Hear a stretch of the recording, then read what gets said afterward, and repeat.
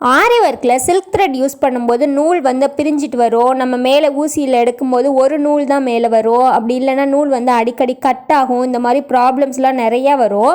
அதுக்காக என்ன பண்ணலாம் அப்படின்னா, இந்த மாதிரி க்ளூவோ இல்லை ஃபேப்ரிக் க்ளூவோ இல்லை இந்த மாதிரி நார்மல் க்ளூவோ எடுத்து லைட் பட்டும் படாமல் அப்ளை பண்ணணும்.